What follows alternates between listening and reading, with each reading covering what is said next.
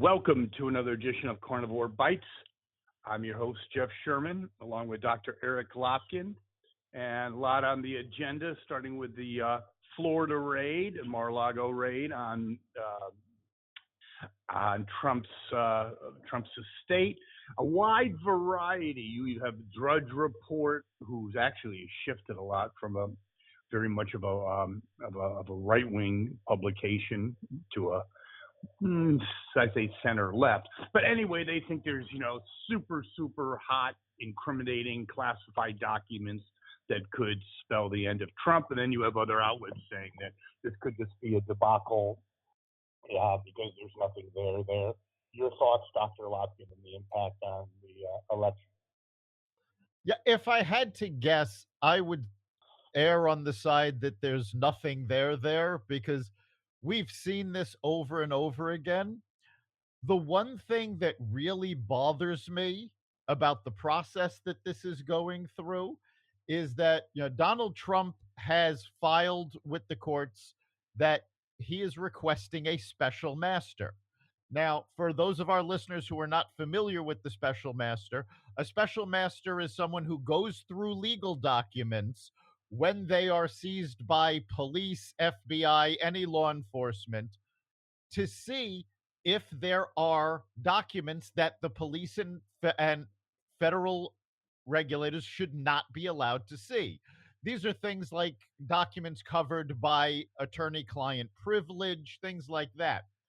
Well, the Justice Department has a filter team that is supposed to be doing this job, the job of the special master. And they're claiming to be independent.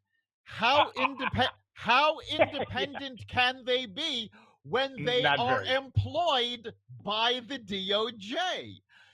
These documents need to be reviewed by someone with no ties to the government, no ties to Trump, somebody who is completely independent. 100%. And if that doesn't happen, again, it's, we're in a very scary time in America. If that doesn't happen, that has repercussions that transcend just the Mar-a-Lago raid. That's just due process. I'm sorry. It's a standard process when there's questions about the documents. He's not asking for anything special, and they should go forward with this. I was encouraged that when the DOJ was ordered that the affidavit has to be released, they tried to fight back, and the judge shut them down, going, no, you can redact some things, but the affidavit has to be released. So that comes out tomorrow. Yeah, that's supposed to come out tomorrow. We will see how much they've redacted and if anything is of value once they do. But I suspect that if they go overboard with the redactions, there will be another filing by the Trump lawyers. And I'm guessing the judge, based on his last opinion, is going to say, no, this is insufficient. Yeah, it'll be interesting to see. The other thing I'd like your opinion on, there's been a lot of leaks. Surprise. Again, in the nonpartisanship. Yeah, okay. I have a bridge to sell you as well of the whole DOJ. But I don't know. I could be wrong, and correct me if you will.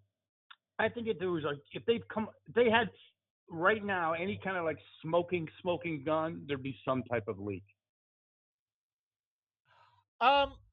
I don't know. I don't know if there would be or not. Based on what the DOJ told the judge, why they didn't want the affidavit released, they're saying, well, it would signal what their prosecution is. It would give too much away. And yet, with all of these leaks going to the Washington Post and the New York Times, I suspect they don't have anything. That's what I'm saying. Yes. And they're no. But the reason for the leaks is to scare voters into thinking they do. So I think very well done. Yes. If they had something substantial, they would keep it to themselves, or at least they would try. God only knows if they'd be able to. But I think these leaks are indicating that, nope, they've got nothing. I think that's excellent analysis. Never heard it before. 100% correct. They're doing this to keep the patient alive on the respirator, even knowing Yes. that if there was something there, they'd wait for the October surprise. Even if they didn't wait for the October surprise, it would have gone in front of the grand jury. It would have, there would have been other steps taken. And again, we know the January 6th committee came up with nothing. We've spoken about this before because Liz Cheney had said if the Justice Department Oh, finds evidence. no. You're talking about Abraham Lincoln. Be Oh, well, correct. yeah. When you're correct, you're correct. Go ahead. I'm sorry. But yeah, she had said if the DOJ comes up with evidence, then they should prosecute Trump. But the whole job of the January 6th commission was to find any evidence and turn it over to the DOJ. If she's saying if they have evidence, it means they don't have any evidence because the January 6th committee came up with nothing. Correct. Moving on, so we'll see how that story progresses. Moving on, we have an interesting race that's gotten in Connecticut where we do the show.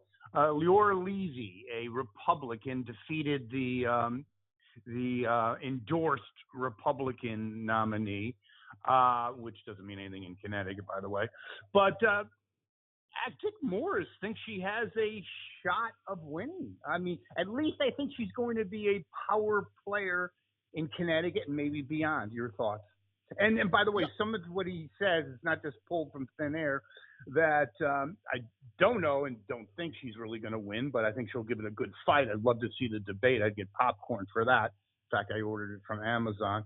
But anyway, there's not a lot of enthusiasm for Blumenthal because even in a blue state like Connecticut, I think people with an IQ above 90 see him as just an opportunist that has really no interest in Connecticut. Connecticut is well beneath him.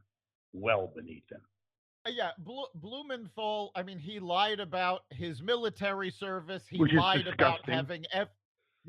he lied about having evidence against Trump. He's gone after businesses making Connecticut, this is going back even as Attorney General, made Connecticut one of the least business-friendly states in the country because he keeps can I going interject after... about that? Because I was in Connecticut. You are 100% correct. Any thought or at least a glimmer of light of any business coming into Connecticut, he would put the kibosh on it. Like 100, because Dickie Blumenthal is a little trust fund baby. He grew up on third base and thought he hit a triple. So he's never had to work a day in his life. For him, he doesn't know anything about business or entrepreneurship or any of the above. That's absolutely true. And in terms of Leora Levy, and I think we need to explain something to our listeners because Connecticut's election system is not necessarily like other states. I came from New York and it was very different. In Connecticut, the party chooses their candidate. And then, if people want to run against the party's candidate, they try to get on the ballot for a primary. In other states, the primary comes first and the party just endorses whoever wins the primary. That's not the case here. Leora Levy fought against the party's chosen candidate, which is, and quite frankly, an indictment of the system here in Connecticut. You've been seeing that more and more on the Republican side. The last time Bob Stefanowski ran for governor, he did not have the party's endorsement, and he beat the party's candidate in a primary. You're talking about the Republican Party who we've had on when we were in terrestrial radio on our show on the FM side, and not an impressive group of people. Let's just be honest. No, the Connecticut Republican Party has essentially gone, you know what? We're not in power. We don't have to do anything. Let them we're not going to fix anything. Let the Democrats take the blame for everything they're screwing up. which, let's face it, they've screwed up a lot in this state. But Leora Levy unexpectedly got the endorsement of Donald Trump. And that shows a shift in Connecticut Republicans. Connecticut is the deep blue state. And Republicans are starting to go, you know what? We can't just go along to get along anymore. We've actually got to stand up because the state is going to hell in a handbasket. Yes, it is. I think it's in the top 10 of people. Let's say it'd be really good to have a U-Haul franchise for the exits, not the visitors. Yeah, Connecticut is one of the few states in the country that is seeing an exodus of people. It's Connecticut, New York, New Jersey, Illinois, and California. Um, so people have been leaving. And in fact, in the last census, the only thing that kept Connecticut from losing more population was the fact that New Yorkers were fleeing the city and moving to Connecticut because it was close by. There you go. That's not a great endorsement. Yes. No. We both agree that Levy's probably not going to win, but I think she will upset things. I hope she does. It's standard business in Connecticut with the Republicans. Yeah, it's very difficult for a Republican to win any seat, congressional, senatorial, in Connecticut. It is a deep blue state. And I've actually heard people talk about how much they hate Richard Blumenthal, but they won't vote for a Republican.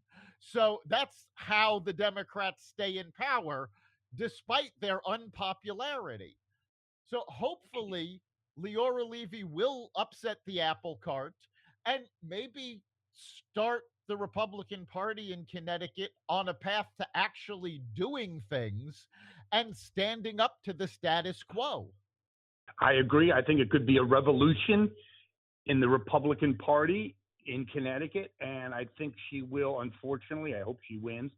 She's going to lose, but it's going to be surprisingly close. I'd say 5 points.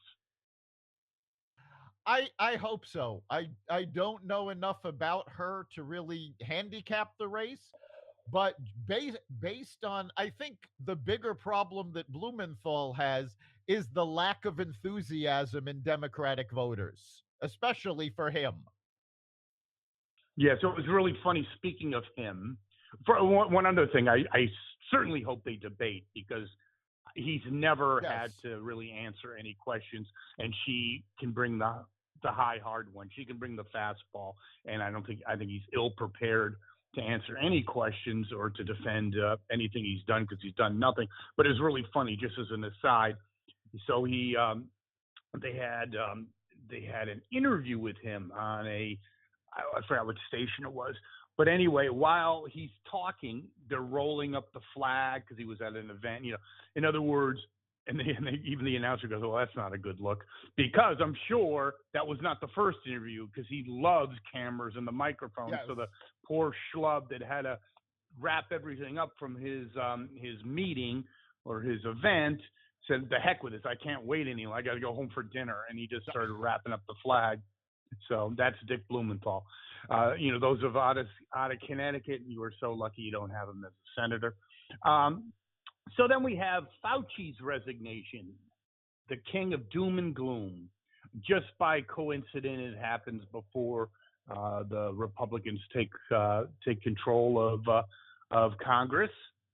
I think that was a little bit behind it. What do you think? Yeah, he had announced this earlier and just reiterated it this week.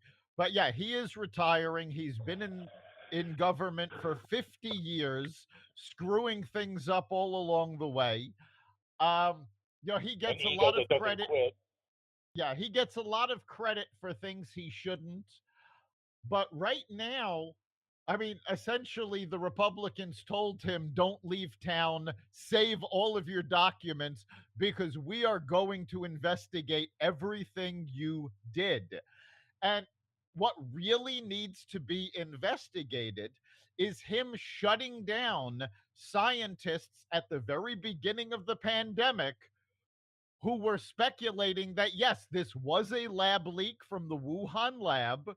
And he said, well, we can't talk about that because we'll lose funding, because people will lose trust in us. Well, you know what? If this leaked from the Wuhan lab and he was responsible for funding that lab, he deserved to lose credibility.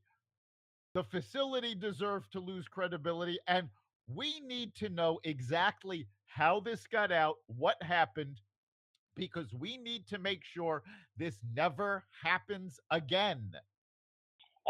Agreed, but also the damage he did for masking kids, not having close, basically shutting down the United States. And in the end, what did it accomplish, Dr. Lopkin? Would we have been better off just to let things go naturally? I mean, take precautions. You can't be fools, but get vaccinated and just carry on with your life. Would we have been better off? Yeah, economically, socially, and even with the epidemic. Yeah, we've already seen lasting ramifications from that decision. Economic, we have now an entire generation of students with learning deficits that they're not expected to catch up. So we're Let me behind. interject something about that, because you're not only learning deficits, but emotional deficits, things I didn't know about, Dr. Lopkin, that like in the formative years when young kids, young students are in class, they actually form emotionally, or part of their formation or constitution in terms of their emotional makeup has to do with looking at people's faces.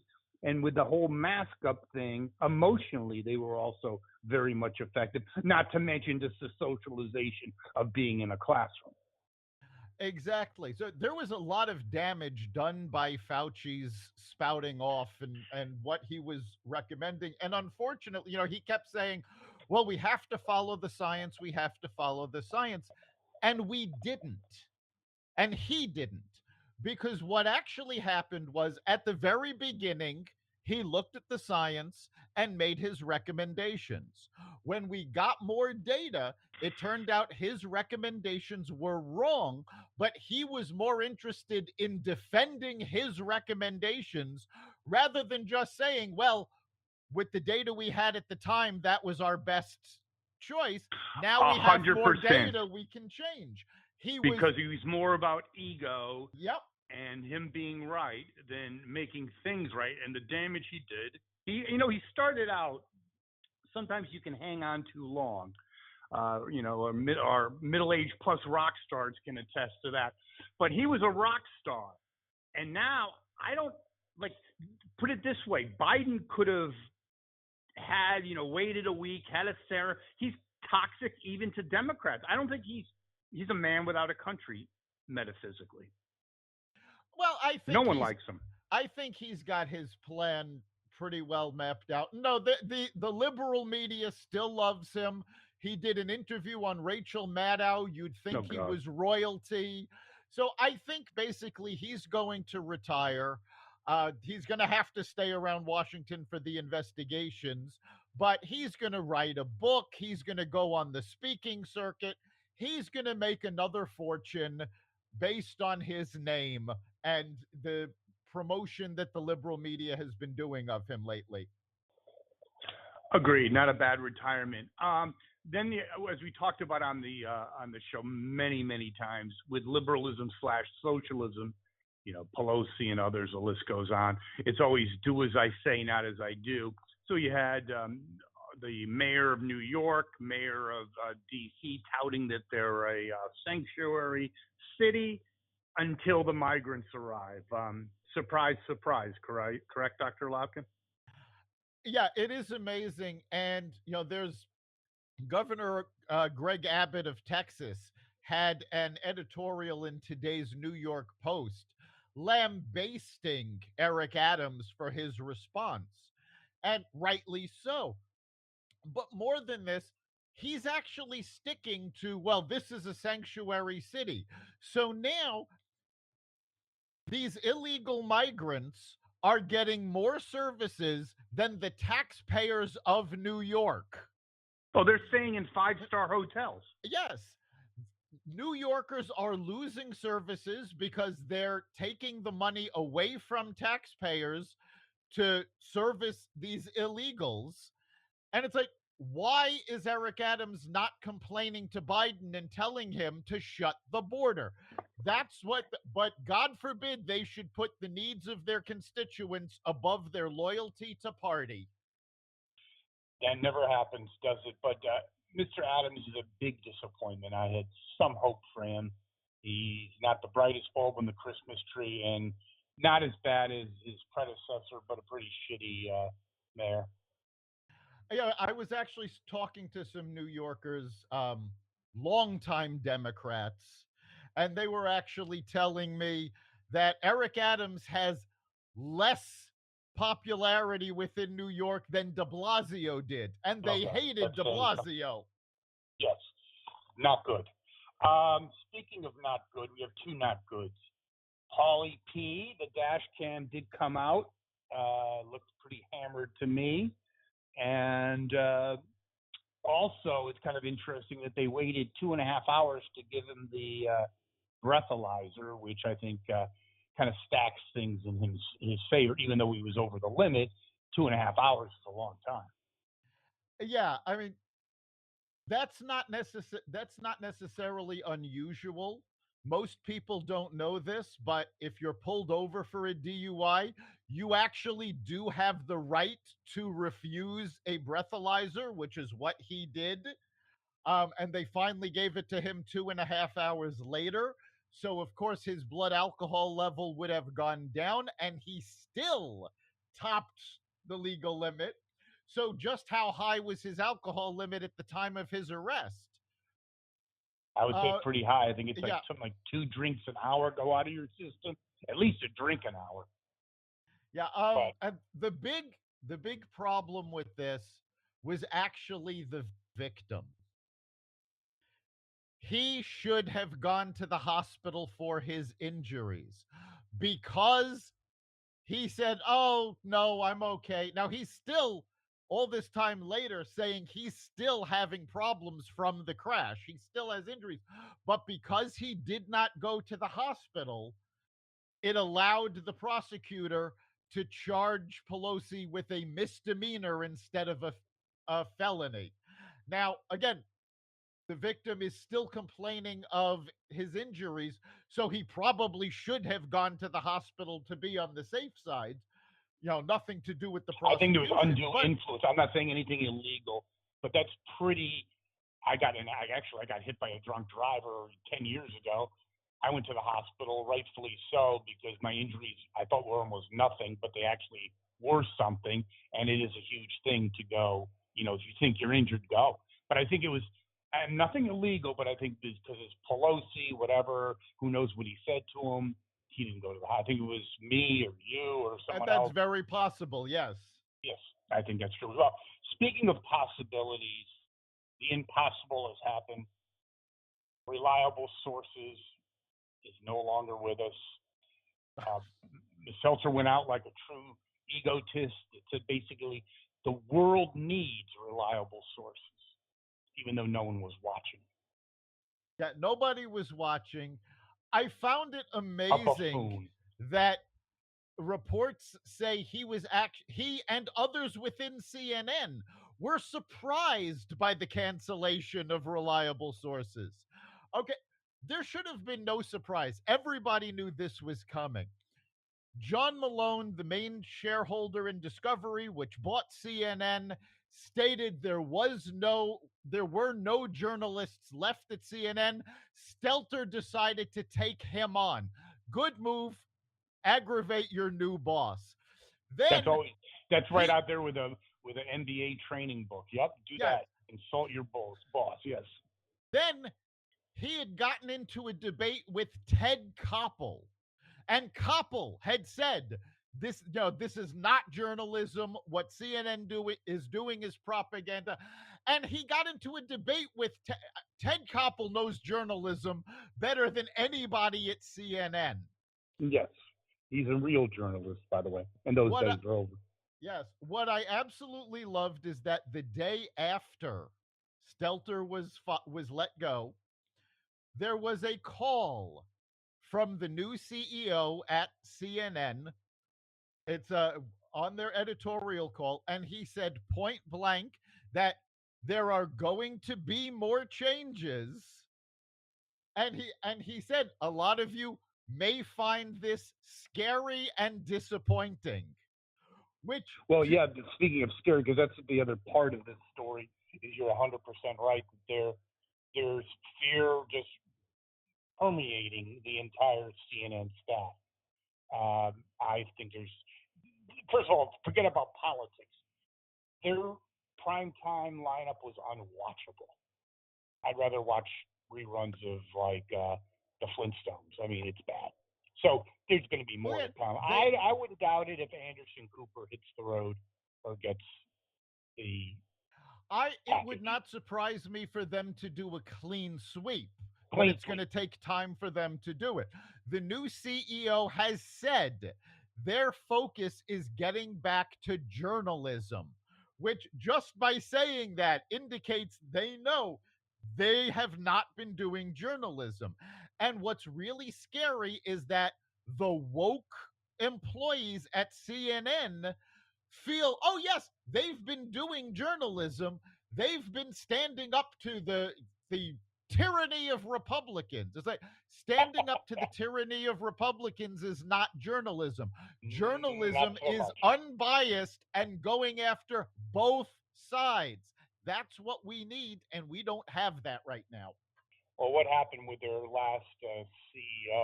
Name escapes me right now. Former, Jeff Zucker. Yeah, he got hooked on easy rating. Never talented. Sometimes in life you just get lucky. Got hooked on easy ratings with the Trump paranoia bandwagon, and when that evaporated, there were ratings like you said with 400,000. That's like it's like a local Channel 30 news. Pretty bad.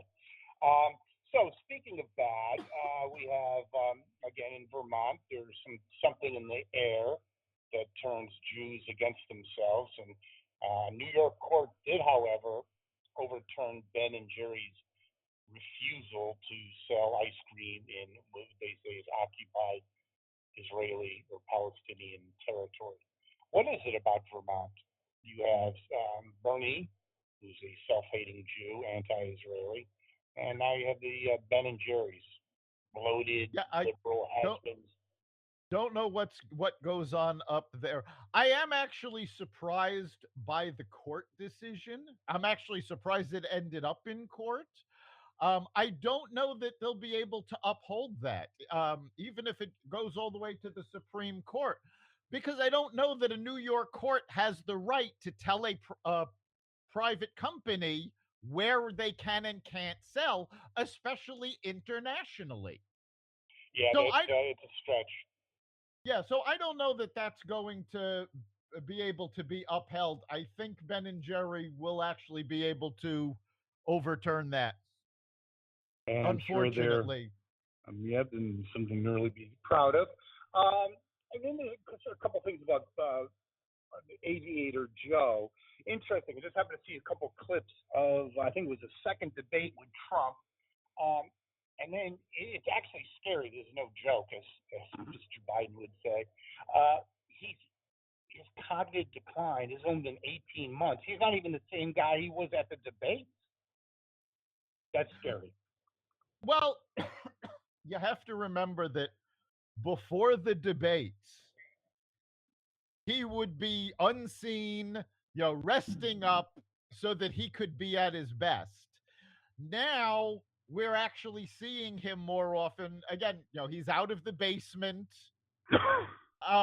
Only occasionally, though, because it just came out that he's actually been on vacation over the course of the last year and a half for 3 months.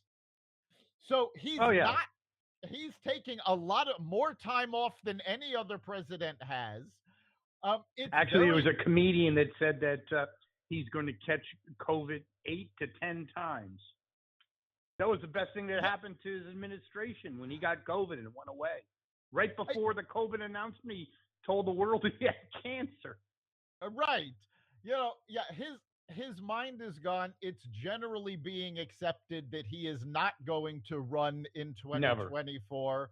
Again, I'm still not convinced. I think he wants to run in 2024, whether he's capable of it or not.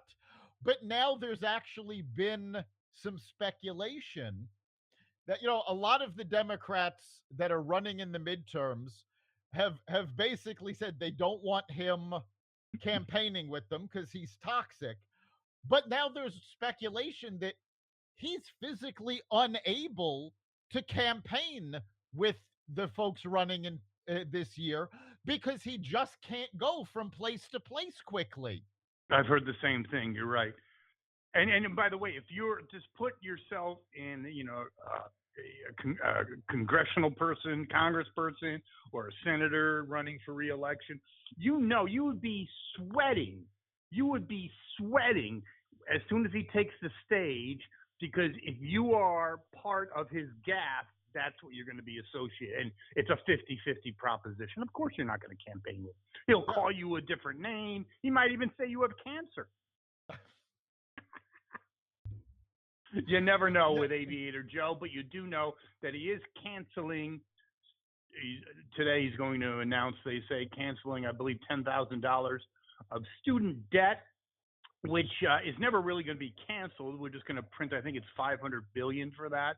And you're just shifting costs from people who didn't go to college, who may be blue collar, let's say, or middle class, to people that went to Wesleyan and got a degree in art history. Yeah, the general public is going to be picking up the tab for this. And, a lot was made just a few weeks ago that the Inflation Reduction Act was going to lower the deficit. And the CBO did say ultimately it would lower the deficit.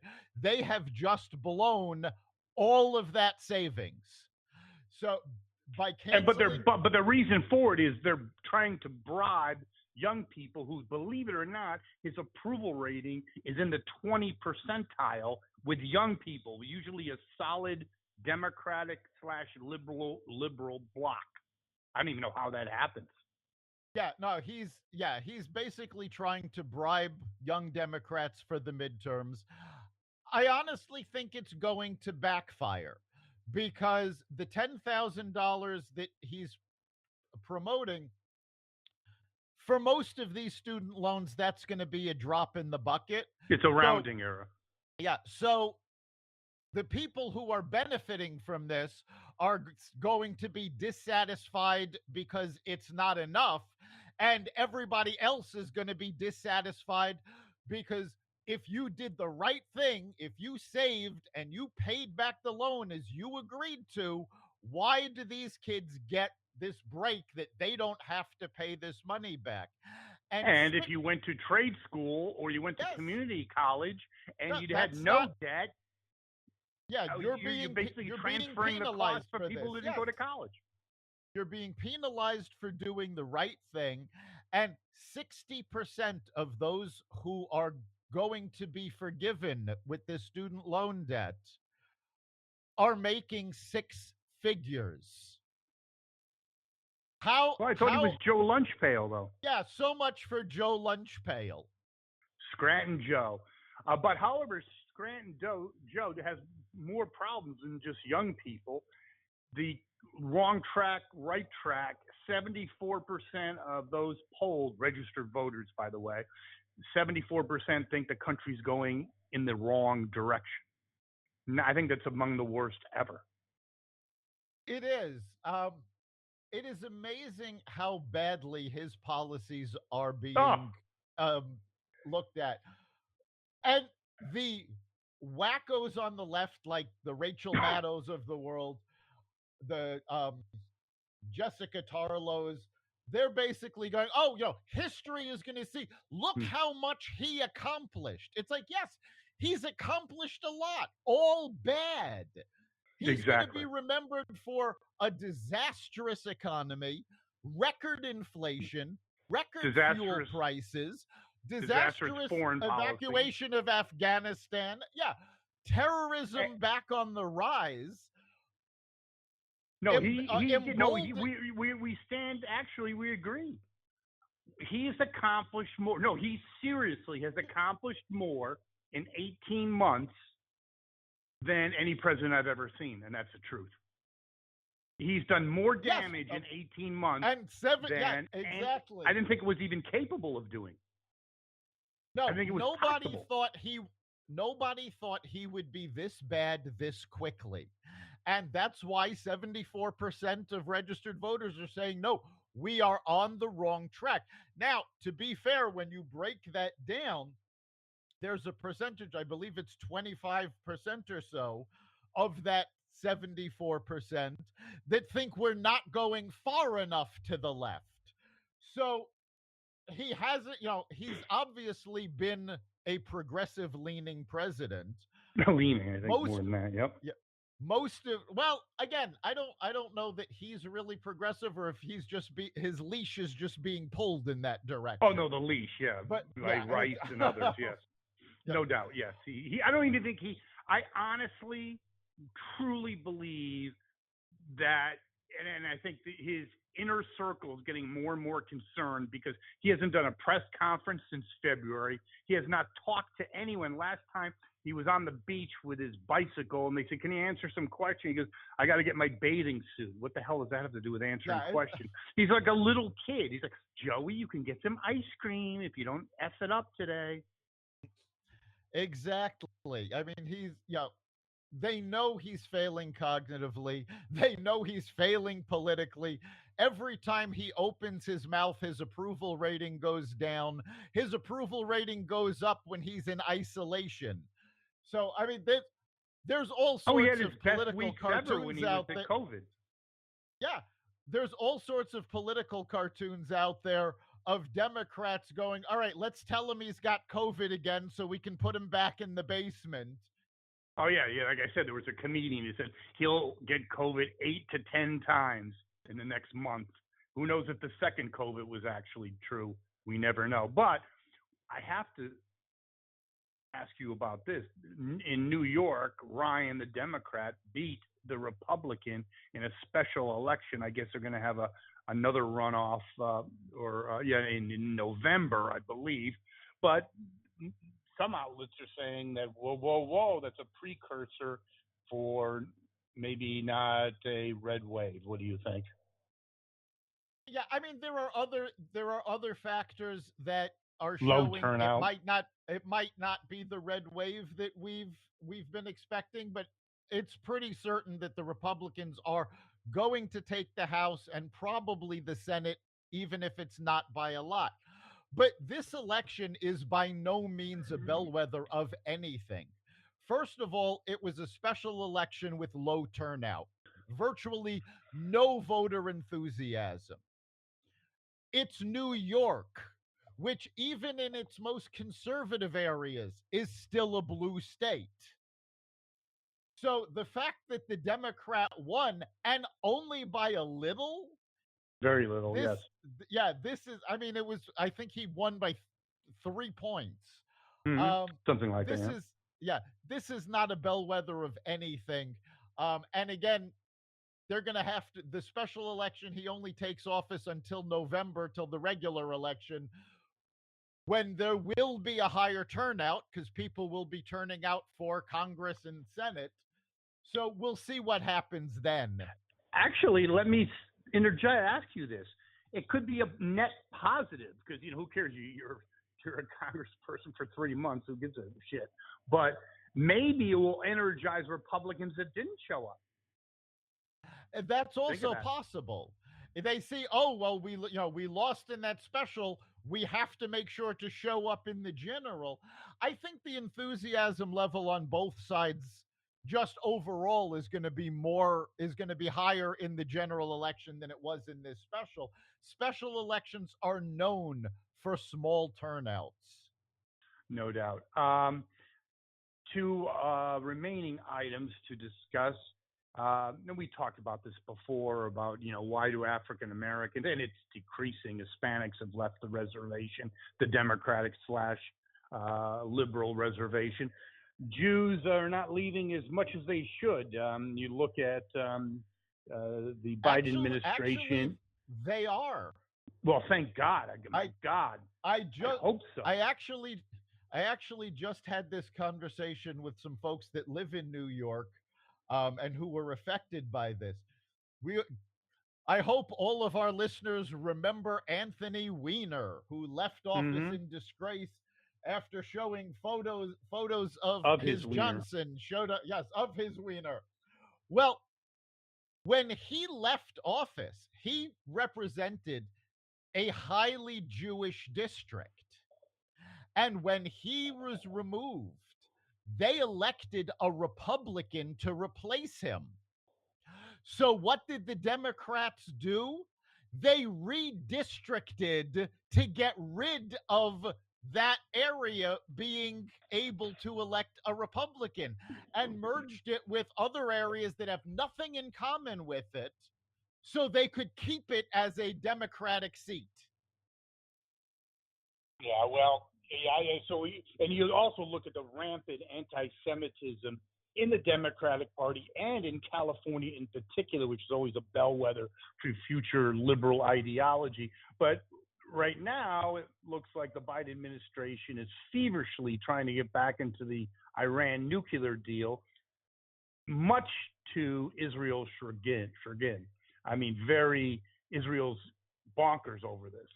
And all the Jews that hated rightly Trump. so. Hello, yeah.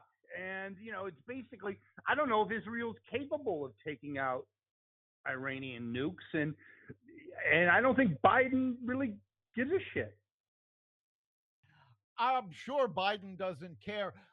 Honestly, I believe that the Israeli forces can take out Iran. I hope so. The Mossad is more than capable of disabling Iranian nuclear facilities. In fact, we're pretty sure they've done it in the past. So, but the idea that the safety of the free world is hinging on Israel is frightening because Yes. we were for a while the world's only superpower, and we let it go. We let the world go to hell. Now we've got it, and even worse, if we get into this Iranian deal, it's also going to allow Iran to sell more oil. Well, where are the climate change activists on that one? But it's going to. That's inconvenient because their anti-Semitic fervor trumps their climate agenda. It's going to enrich Iran's coffers, and we know that money is going to go to Hamas. That money is going to go to Hezbollah. They are the chief funder of terrorism on the planet, and we are going to encourage this. Why the heck would any sane person who's in charge of this ship? I know Biden's now, we get that, but it was a stupid. John Kerry is a moron. I don't know how he went to Harvard. He's one of the dumbest people ever. Okay, Lurch, and he got us into this crappy deal plus the climate accords, and we're going to revisit. We revisited both of them. Yeah, it's been a long-standing problem with politicians that one, they see what they consider an easy solution and they jump at it whether or not it's going to work. And two, once they decide on a course of action, they'll defend that action to the death rather than admitting they made a mistake. And this is both sides. So this is unfortunately where we are, because the Obama administration got us into this god-awful agreement. The people behind the scenes of the Biden administration are the same people that were behind the scenes at the Obama administration. So God forbid they should admit, oh, what we did was bad and it's actually detrimental to the world. No, they've got to double down and go, yes, we're going to get back into it. And my God, how horrible was Trump for standing up to Iran and China and supporting Israel? Horrible, wasn't it? Speaking of horrible, though, we have Liz Cheney, who is the reincarnation of Abraham Lincoln. She went down in flames, made the Hindenburg look like a firecracker, and delusionally she thinks she's got presidential aspirations. Is there a psychiatrist in town? Well, there's a lot of delusional people that have presidential aspirations. Eric Adams has said he's got. Cheney said she's got. Gavin Newsom thinks he's running for president. It's like these are people who ignored their constituents, sent their states, plummeting. I mean, Cheney fortunately had very little influence on her home state, so they're still doing well.